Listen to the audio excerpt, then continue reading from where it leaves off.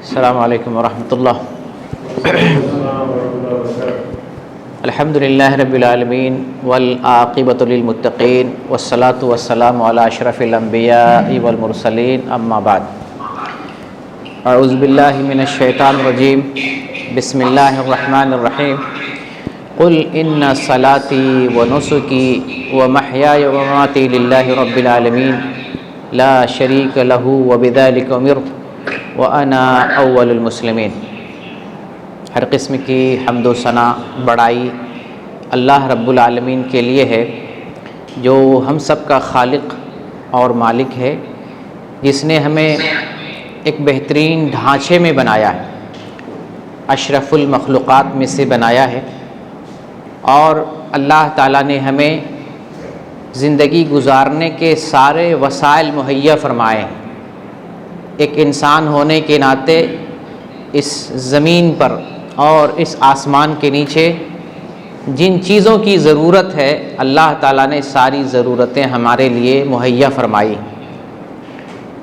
اور اس کا لاکھ شکر اور احسان ہے کہ اس نے ہمیں دنیا کی سب سے عظیم نعمت دین اسلام کی نعمت سے نوازا ہے۔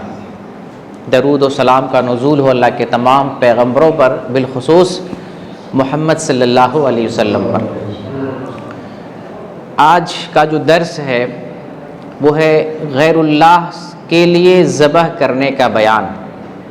غیر اللہ کا مطلب ہوتا ہے اللہ کے علاوہ دوسروں کے لیے ذبح کرنا۔ اسلام کے اندر اس کی کیا حیثیت ہے؟ کیا اللہ کے نام کے علاوہ غیر کے نام سے بھی ذبح کر سکتے ہیں، یا اللہ کا نام لے کر اس جانور کو کسی غیر کے طرف منسوب کر سکتے ہیں؟ اس کو شریعت کی روشنی میں جاننے کی کوشش کریں گے۔ اللہ رب العالمین ارشاد فرماتا ہے، قل ان صلاتی و نسکی و محیای و مماتی للہ رب العالمین۔ اے نبی، آپ لوگوں کو بتائیے، ان صلاتی و نسکی، بے شک میری نماز، صلاتی میری نماز، و نسکی میری عبادت، میری قربانی، ان صلاتی و نسکی و محیای و مماتی، میرا جینا میرا مرنا، للہ رب العالمین، اس رب کے لیے ہے جو سارے جہان، اس اللہ کے لیے ہے جو سارے جہان کا رب ہے، لا شریک لہ، اس کا کوئی شریک نہیں ہے، وبذلک امرت، اور اسی کا مجھے حکم دیا گیا ہے، وَأَنَا أَوَّلُ الْمُسْلِمِينَ، اور میں پہلے مسلمان ہوں۔ اللہ تعالیٰ نے قرآن کی اس آیت میں ہمارے لیے بیان فرمایا کہ ایک مسلمان کی زندگی کے اندر نماز بھی اللہ کے لیے، قربانی اور عبادت بھی اللہ کے لیے، جینا اللہ کے لیے، مرنا اللہ کے لیے، اللہ کے ساتھ کوئی شریک نہیں ہے، اور اسی کا اللہ تعالیٰ نے محمد صلی اللہ علیہ وسلم کو حکم دیا، یعنی امت محمدیہ کو اللہ تعالیٰ نے یہ حکم دیا ہے۔ مشرکین مکہ کرتے کیا تھے؟ وہ ایک اللہ کو تو مانتے تھے، اور ہم سب جانتے ہیں کہ مشرکین مکہ مصیبت میں اللہ کو پکارتے تھے۔ جب سمندر میں کشتی ڈوبنے لگتی تھی تو وہ لوگ اللہ کو پکارتے تھے۔ ان سے پوچھا جاتا تم کو کس نے پیدا کیا؟ وہ کہتے اللہ نے پیدا کیا۔ مصیبتوں کو کون ٹالنے والا ہے؟ یہ مشرکین کیا کہتے؟ اللہ ٹالنے والا ہے، یہ ان کا جواب ہوتا تھا۔ لیکن عبادت میں مشرکین شرک کرتے تھے، ربوبیت میں اللہ کو مانتے تھے۔ توحید کی 3 قسمیں آپ نے پڑھی ہوں گی، توحید ربوبیت، توحید الوہیت اور توحید اسماء و صفات، 3 قسمیں آپ نے پڑھی ہیں۔ توحید ربوبیت، اللہ کو رب ماننے میں مشرکین مکہ قائل تھے، اللہ کو رب مانتے تھے، لیکن توحید الوہیت جس کو توحید عبادت بھی کہتے ہیں، اس میں یہ لوگ اللہ کے ساتھ شریک ٹھہراتے تھے۔ وہ عبادت کرتے تھے، اس میں غیر اللہ کو شریک کرتے تھے، نظر و نیاز غیر اللہ کے لیے کرتے تھے، اور قربانی غیر اللہ کے لیے کرتے تھے، یہ ان کا حال تھا۔ تو اللہ تعالیٰ نے محمد صلی اللہ علیہ وسلم کے ذریعے لوگوں کو خبر دیا کہ یہ جو مشرکین عبادت میں اللہ کے ساتھ دوسروں کو شریک کرتے ہیں، تو آپ ایسے نہیں ہیں۔ امت محمدیہ کا معاملہ ایسا نہیں ہونا چاہیے۔ نماز بھی اللہ کے لیے، عبادت اور قربانی بھی اللہ کے لیے، اور مرنا جینا سب کچھ اللہ رب العالمین کے لیے ہونا چاہیے، اللہ کے ساتھ کسی کو شریک نہیں کرنا چاہیے۔ وَأَنَا أَوَّلُ الْمُسْلِمِينَ، اور اللہ تعالیٰ فرماتا ہے نبی صلی اللہ علیہ وسلم کے حوالے سے کہ میں پہلا مسلمان ہوں۔ پہلا مسلمان کا مطلب کیا ہوا؟ محمد صلی اللہ علیہ وسلم پہلے مسلمان کیسے ہیں؟ اس بنیاد پر پہلے مسلمان ہیں کہ جب اللہ تعالیٰ کسی پیغمبر پر وحی نازل کرتا ہے تو سب سے پہلے وحی پر ایمان لانے والے پیغمبر ہی ہوتے ہیں، رسول ہی ہوتے ہیں۔ اللہ کی طرف سے وحی آئی، رسالت آئی، تو پہلا ایمان کون لانے والا ہے؟ خود نبی ہوتے تھے۔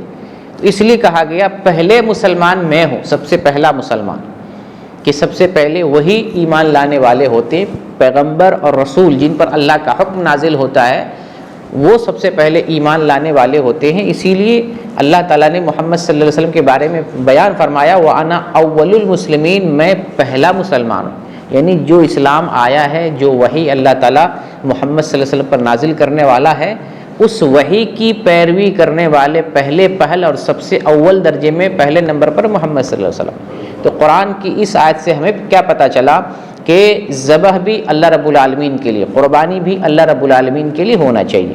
اگر کوئی آدمی قربانی غیر اللہ کے نام سے کرتا ہے، قربانی اللہ کے علاوہ دوسروں کے نام سے کرتا ہے، یا اللہ کے نام سے قربانی کر کے اس میں غیر اللہ کو شریک کر لیتا ہے، تو یہ شرک کہلائے گا، اور وہ بھی شرک اکبر کہلائے گا۔ شرک اکبر کا معاملہ شرک اصغر کے مقابلے میں بہت ڈینجر ہے، بڑا خطرناک معاملہ ہے۔ شرک اکبر کرنے سے آدمی کا جو عمل ہوتا ہے وہ بھی ضائع ہو جاتا ہے، پہلے جو عمل کیا رہے گا وہ عمل بھی باطل ہو جاتا ہے۔ اور شرک اکبر کرنے سے آدمی اگر اس پہ مر جائے تو پھر وہ جہنم جائے گا۔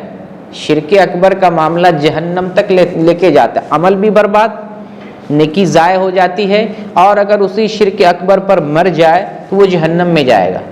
اگر وہ توبہ کر لیتا ہے شرک اکبر سے تو اللہ تعالیٰ معاف کر دے گا۔ تو قرآن کی آیت میں یہاں پر اللہ تعالیٰ نے یہ وضاحت فرمائی ہے۔ پھر ایک جگہ اللہ تعالیٰ سورہ کوثر میں ارشاد فرماتا ہے فَصَلِّ لِرَبِّكَ وَانْحَرْ، اے نبی آپ اللہ کے لیے نماز پڑھیے، فصلی نماز پڑھیے، فصلی لربک کس کے لیے پڑھیے؟ اللہ کے لیے پڑھیے، نماز اللہ کے لیے، وانحر اور قربانی کیجیے۔ قربانی کس کے لیے؟ اللہ کے لیے۔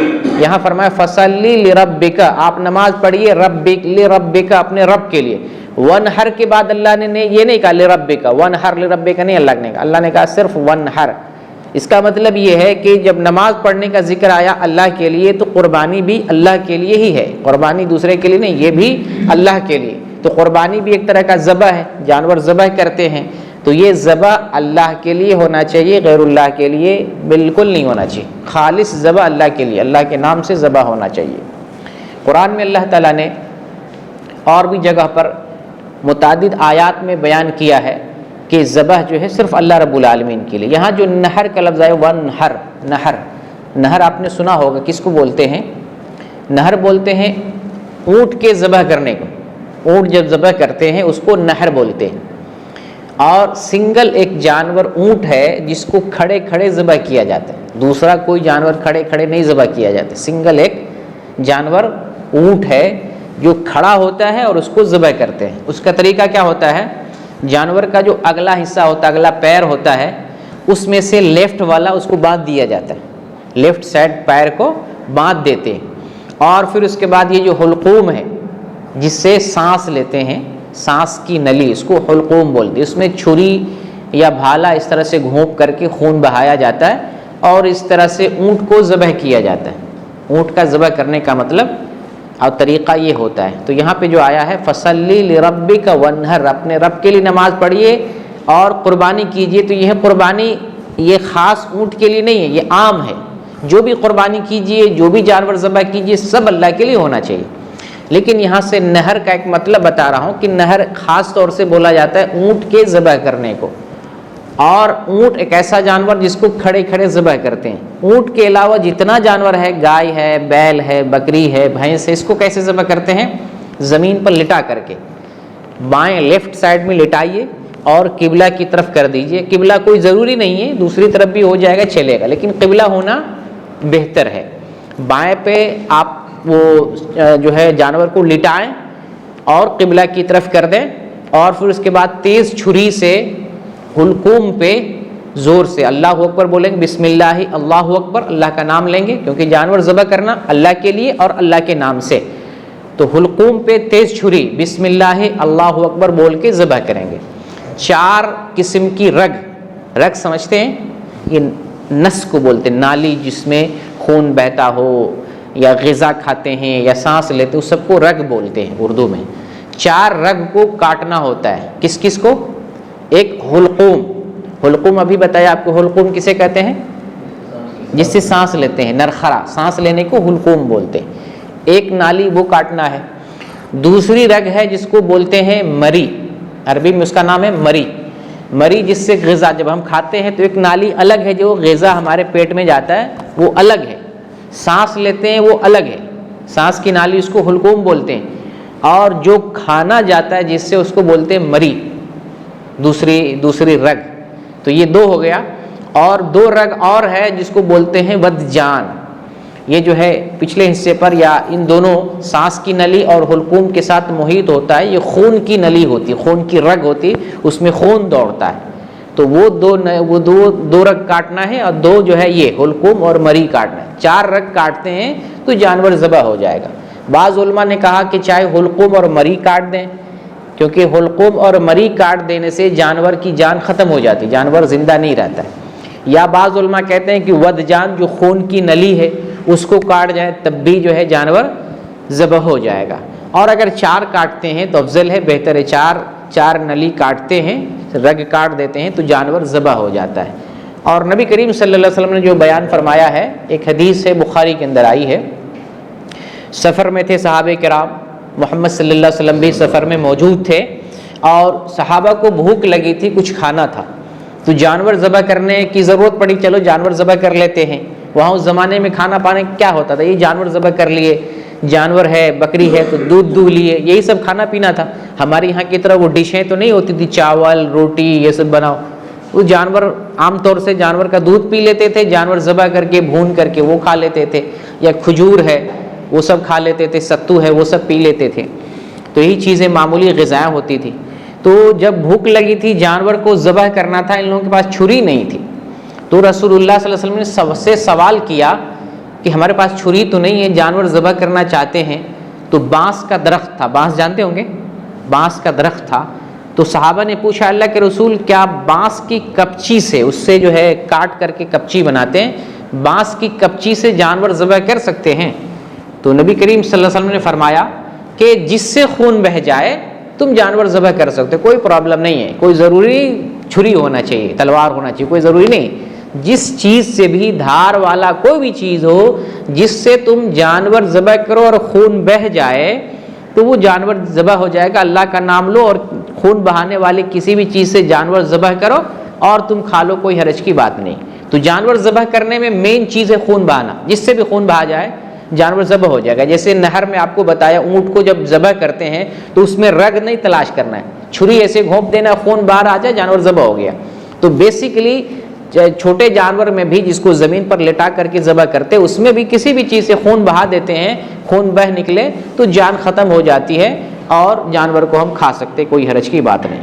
تو یہ جو جانور کے ذبح کا طریقہ میں نے بتایا، اور یہ جو غیر اللہ کی بحث چل رہی ہے کہ غیر اللہ کے نام سے ذبح کر سکتے ہیں کہ نہیں، تو اسلام میں اللہ کے نام کے علاوہ کسی دوسرے کے نام سے جانور ذبح نہیں کر سکتے۔ جانور جب بھی ذبح ہوگا اللہ کے نام سے ذبح ہوگا، غیر اللہ کے نام سے ذبح نہیں کر سکتے۔ اگر غیر اللہ کے نام سے کوئی ذبح کرتا ہے تو وہ شرکیہ کام ہو جائے گا۔ کیوں شرکیہ کام ہو جائے گا؟ کیونکہ ذبح کرنا عبادت ہے، اور آپ نے توحید میں پڑھا ہے، توحید ربوبیت میں، توحید الوہیت میں آپ نے پڑھا ہے کہ عبادت کا جو بھی کام ہے اللہ کے لیے، عبادت کا جتنا کام ہے سب کام اللہ کے لیے خاص ہے، عبادت میں کسی غیر کو شریک نہیں کریں گے۔ تو قربانی بھی اور ذبح بھی عبادت ہے، لہٰذا جانور کو ذبح کریں گے تو اللہ کے نام سے ذبح کریں گے، غیر اللہ کے نام سے ذبح نہیں کریں گے۔ اگر کوئی غیر اللہ کے نام سے ذبح کرتا ہے تو یہ شرک ہو جائے گا۔ نبی کریم صلی اللہ علیہ وسلم کے بارے میں حضرت علی رضی اللہ تعالیٰ عنہ بیان کرتے ہیں کہ آپ صلی اللہ علیہ وسلم نے مجھے 4 باتیں بتائیں، ان 4 باتوں میں سے ایک بات یہ تھی لعن اللہ من ذبح لغیر اللہ، کہ جو اللہ کے علاوہ دوسروں کے لیے ذبح کرتا ہے اس پر لعنت ہو۔ یعنی اللہ کے علاوہ کسی غیر کے لیے کوئی ذبح کرتا ہے، یہ کام بہت ہی برا کام ہے۔ اللہ تعالیٰ کی ایسے آدمی پر لعنت برستی ہے، اس لیے غیر اللہ کے نام سے آدمی کو جانور ذبح نہیں کرنا چاہیے۔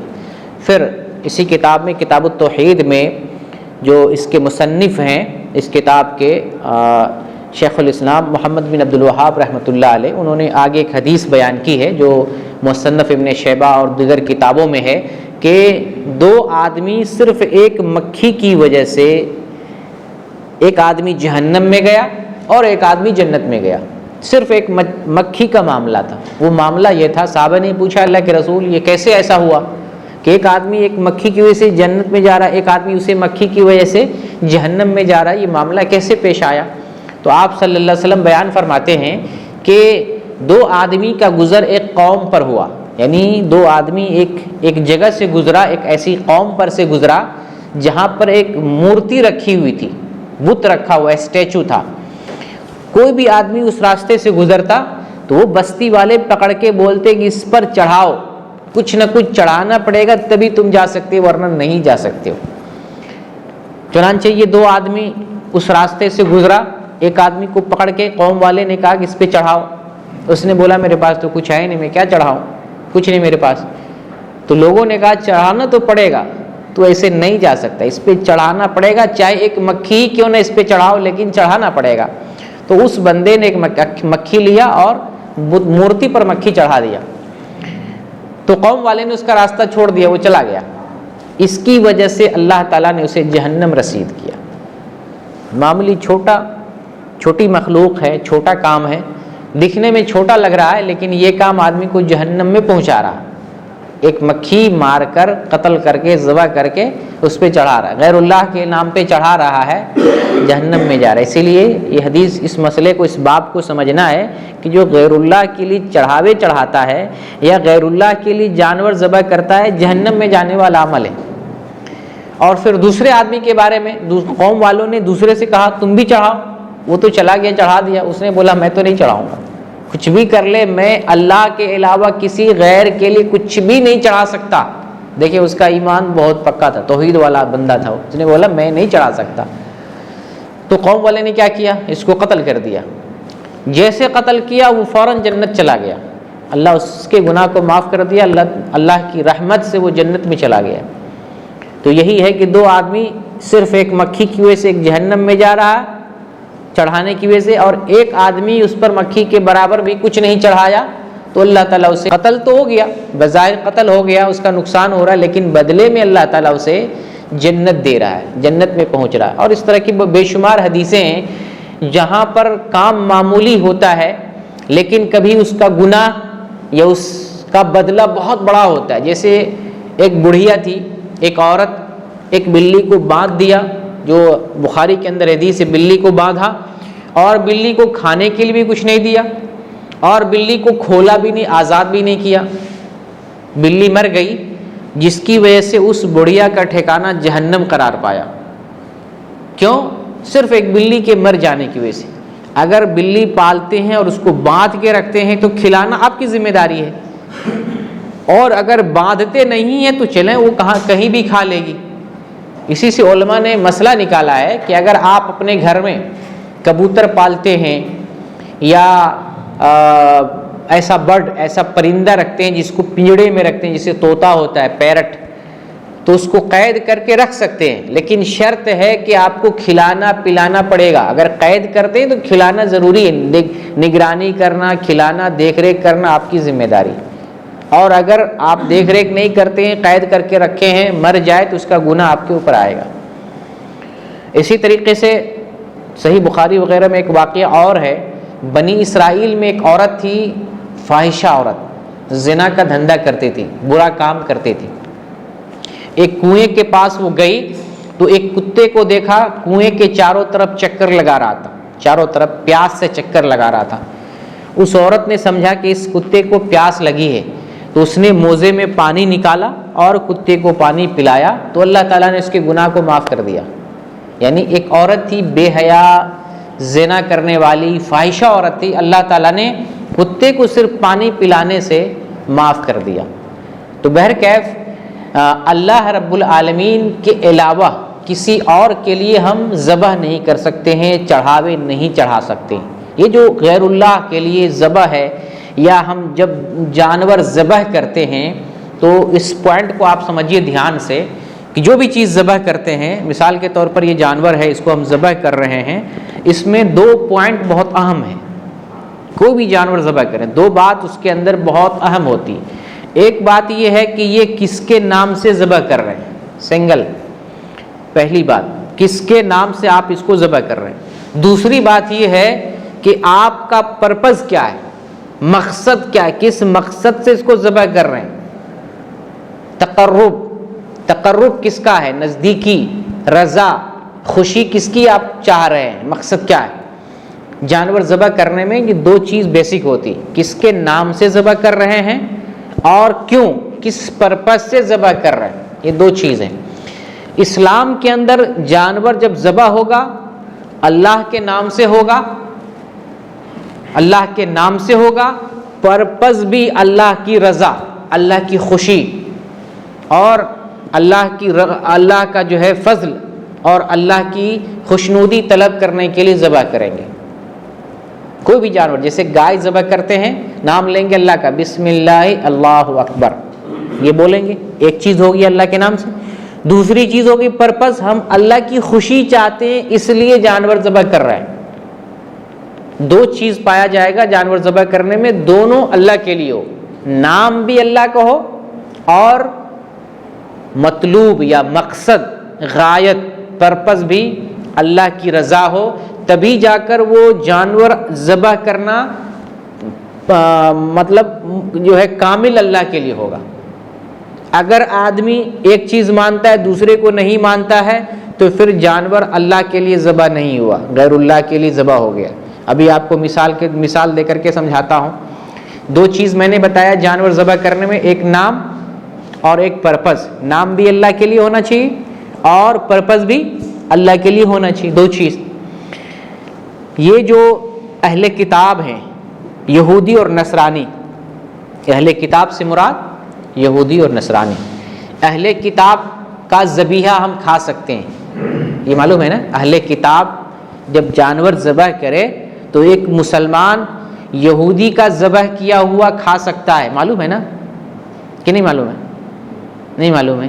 اہل کتاب اگر جانور، یہودی اگر جانور ذبح کرے، حلال جانور ذبح کرے، گائے جیسے ذبح کرے، یہودی ہم کھا سکتے ہیں۔ اسی طریقے سے عیسائی جانور ذبح کرے، گائے، بیل، بکری، ہم کھا سکتے ہیں۔ اسلام نے ہمارے لیے حلال قرار دیا ہے۔ کب حلال قرار دیا ہے؟ جب وہ اللہ کا نام لے، تب اللہ کے نام سے یہودی یا عیسائی جانور ذبح کرے تبھی ہم کھا سکتے ہیں۔ آج کل بہت سارے عیسیٰ مسیح کے نام سے ذبح کرتے ہیں، باسم عیسیٰ مسیح، بسم اللہ اللہ اکبر نہیں بولتے، باسم عیسیٰ مسیح، عیسیٰ مسیح کا نام لے کر ذبح کریں تو یہ حرام ہو گیا۔ میں نے آپ کو بتایا جانور اللہ کے نام سے ذبح کریں گے، پرپز بھی اللہ کا ہونا چاہیے۔ اگر کوئی عیسیٰ مسیح کے نام سے ذبح کر رہا ہے، عیسیٰ مسیح کا نام لے کر کے، وہ حرام ہو گیا۔ گرچہ اہل کتاب کا ذبیحہ ہمارے لیے حلال ہے، لیکن اللہ کا نام نہ لے تو ہم نہیں کھائیں گے۔ کوئی مسلمان بھی اللہ کا نام لے کر نہیں ذبح کرتا ہے، چاہے مسلمان ہی کیوں نہ ہو، لیکن اللہ کا نام لے کر نہیں ذبح کرتا ہے، ہم نہیں کھائیں گے۔ اللہ کا نام لے کر ذبح کرنا ضروری ہے۔ اگر اللہ کا نام لے کر نہیں ذبح کرتا ہے تو یہ شرکیہ ذبح ہو گیا، یہ ذبیحہ ہمارے لیے حرام ہو گیا، ایسا ذبیحہ ہم نہیں کھا سکتے۔ تو نام لے کر بتا دیا آپ کو، مثال دے کر۔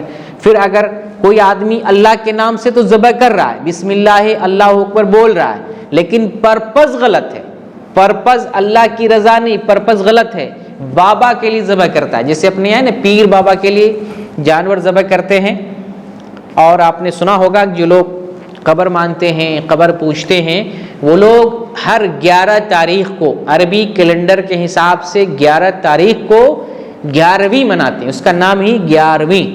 11ویں کا مطلب ہوتا ہے جو بہت بڑے پیر ان کے ہیں، عبد القادر جیلانی رحمۃ اللہ علیہ، وہ ایک بزرگ تھے لیکن ان کے نام سے لوگ غلط کام کر رہے ہیں۔ یہ جو عبد القادر جیلانی رحمۃ اللہ علیہ ہیں، ان کے نام سے ان کے ماننے والے ہر 11 تاریخ کو جانور ذبح کرتے ہیں۔ نام تو اللہ کا لیتے ہیں لیکن پرپز کیا ہوتا ہے؟ پیر صاحب ہوتا ہے۔ تو یہ بھی غلط ہو گیا، نام بھی اللہ کا ہونا چاہیے، پرپز بھی اللہ تعالیٰ کے لیے ہونا چاہیے۔ اگر نام اللہ کا نہیں ہوا تو بھی غلط، شرکیہ ذبیحہ، اور نام اللہ کا ہے لیکن پرپز اللہ کے لیے نہیں ہے تو وہ بھی جو ہے غلط ہو جائے گا۔ دونوں چیز اللہ کے لیے ہونا چاہیے، نام بھی بسم اللہ اللہ اکبر بول کر کے جانور ذبح کریں، اور مقصد بھی ہو اللہ کی رضا۔ اب ایک سوال پیدا ہوتا ہے، سوال یہ پیدا ہوتا ہے کہ جب آپ قربانی دیتے ہیں، قربانی جب دیتے ہیں تو قربانی میں کیسے ذبح کرتے ہیں؟ یہ میرے طرف سے قربانی ہے، یہ بیوی کی طرف سے ہے، یہ باپ کی طرف سے ہے، یہ ماں کی طرف سے قربانی ہے، وہاں تو آپ نے کسی کا نام لے لیا، تو یہ ٹھیک ہے کہ نہیں ٹھیک ہے؟ تو یہ ٹھیک ہے، اس میں کوئی حرج نہیں ہے۔ یہاں بس آپ نسبت کر رہے ہیں، منسوب کر رہے ہیں فلاں کی طرف سے قربانی ہے، لیکن جب قربانی ذبح کرتے ہیں تو اس میں بسم اللہ اللہ اکبر بولتے ہیں۔ ایک چیز ذبح کرنے میں نے کیا بتایا؟ دو چیزیں ہونا چاہیے، اس میں نام اللہ کا ہونا چاہیے، پرپز اللہ کے لیے ہونا چاہیے۔ قربانی کرتے ہیں تو نام بھی اللہ کا لیتے ہیں، بسم اللہ اللہ اکبر بول کے ذبح کرتے ہیں، پرپز بھی اللہ کا ہوتا ہے۔ قربانی میں پرپز اللہ نہ ہو تو یہ قربانی بھی بیکار ہو گیا۔ اسی لیے قرآن میں اللہ تعالیٰ نے کیا فرمایا؟ لن ینال اللہ لحومها ولا دماؤها ولکن ینالہ التقوی منکم۔ اللہ کے پاس تمہاری قربانی کا نہ گوشت پہنچتا ہے نہ خون پہنچتا ہے۔ جب ہم قربانی دیتے ہیں اللہ کے پاس گوشت بھی نہیں گیا، اللہ کے پاس خون بھی نہیں پہنچا، اللہ کے پاس کیا پہنچا؟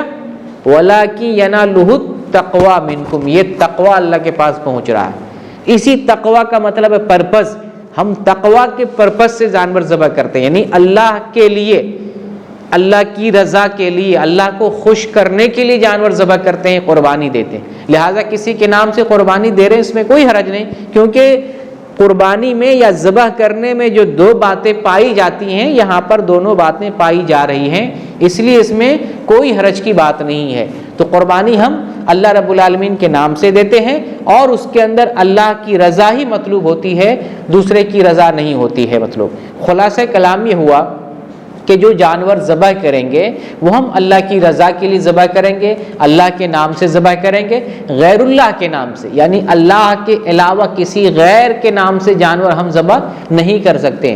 اسلام میں تو یہاں تک آیا ہے کہ ہم جانور ایسی جگہ بھی نہیں ذبح کر سکتے ہیں جہاں پر مورتی ہو، جہاں پر میلہ ٹھیلا لگتا ہو۔ ایک حدیث میں آتا ہے کہ ایک آدمی نے نظر مانا، اس نے نظر مانا کہ ایک جگہ جا کر کے جانور ذبح کرے گا، اور پھر وہ آدمی مسئلہ پوچھنے گیا نبی کریم صلی اللہ علیہ وسلم سے کہ میں نے منت مانی، نظر مانا ہے کہ فلاں جگہ جانور ذبح کروں گا تو کیا میں جانور ذبح کر سکتا ہوں؟ تو نبی کریم صلی اللہ علیہ وسلم نے پوچھا کہ وہاں پر کیا مورتی کی پوجا ہوتی تھی؟ یعنی مشرکین وہاں پر مورتی کی پوجا کرتے تھے جہاں پر ذبح کرنا تھا، جہاں پر تم ذبح کرنا چاہتے ہو، ایک جگہ ہے بوانا، اس نے نظر مانی تھی کہ میں جانور ذبح کروں گا بوانا میں، منت مانا تھا، منت بولتے نظر کو۔ تو نبی کریم صلی اللہ علیہ وسلم نے فرسٹ کوسچن کیا کیا؟ کیا وہاں پہ غیر اللہ کی عبادت کی جاتی تھی اس جگہ پر بوانا میں؟ تو صحابہ نے کہا نہیں نہیں، وہاں پر جو ہے کوئی جانور اور کوئی جو ہے مورتی پوجا نہیں ہوتی تھی۔ پھر آپ صلی اللہ علیہ وسلم نے سیکنڈ کیا، کیا مشرکین وہاں پر میلہ ٹھیلا لگاتے تھے؟ تو صحابہ نے کہا کہ نہیں، ایسا میلہ ٹھیلا نہیں لگتا تھا۔ تو نبی کریم صلی اللہ علیہ وسلم نے حکم دیا کہ ٹھیک ہے تم اپنی نظر پوری کرو، کوئی حرج کی بات نہیں، تم نظر پوری کر سکتے ہو۔ تو جانور ذبح کرنے میں اتنا زیادہ احتیاط ہے کہ ہم جو جانور اللہ کے لیے ذبح کریں گے تو ہم استھان پہ جو جہاں پر مورتی پوجا ہے، جہاں پر میلہ ٹھیلا لگتا ہے ہندوؤں کا، مشرکوں کا، وہاں بھی جانور ذبح نہیں کر سکتے، گرچہ اللہ کے نام سے ذبح کریں لیکن اس جگہ پہ ذبح نہیں کر سکتے ہیں جہاں پر مورتی پوجا ہو، جہاں پر میلہ ٹھیلا لگتا ہو۔ خلاصہ کلام کیا ہو گیا کہ جو جانور ذبح ہوگا اللہ کے نام سے جانور ذبح ہوگا، غیر اللہ کے نام سے جانور ہم ذبح نہیں کر سکتے ہیں۔ لہٰذا اپنے سماج میں جو لوگ اللہ کے نام سے تو ذبح کرتے ہیں لیکن پیروں کے نام سے جو ہے جانور پالتے ہیں، بکرا پالتے ہیں، ہمیں ان کو نصیحت کرنے کی ضرورت ہے کہ ایسا جو ہے پیر کے نام سے جانور پالنا، اور 11 تاریخ کو ہر عربی مہینے کے اعتبار سے 11 تاریخ کو، جیسے محرم میں 11، سفر میں 11 تاریخ، ربیع الاول میں 11 تاریخ، خاص طور سے ربیع الثانی جو ہے، ربیع الثانی میں عبد القادر جیلانی رحمۃ اللہ علیہ وفات پائے ہیں 11 ربیع الثانی کو، تو اسپیشلی 11 ربیع الثانی کو یعنی یہ جانور ذبح کرتے ہی کرتے ہیں، تو یہ غلط ہے۔ ہم اپنے لیے بھی جو ہے اس درس سے استفادہ کریں گے، اور غیروں کے اندر بھی جو غلطی پاتے ہیں ان کی بھی اصلاح کرنے کی ہم کوشش کریں گے۔ اللہ تعالیٰ سے دعا کرتے ہیں بار الہ ہمیں دین کو سمجھنے کی توفیق دے، اور اسی طرح سے عبادت کرنے کی توفیق دے جیسے محمد صلی اللہ علیہ وسلم نے تعلیم دی ہے۔ بار الہ ہماری مشکلوں کو آسان کر دے اور ایمان پر ہمارا خاتمہ فرما۔ وآخر الدعوانا ان الحمد للہ رب العالمین۔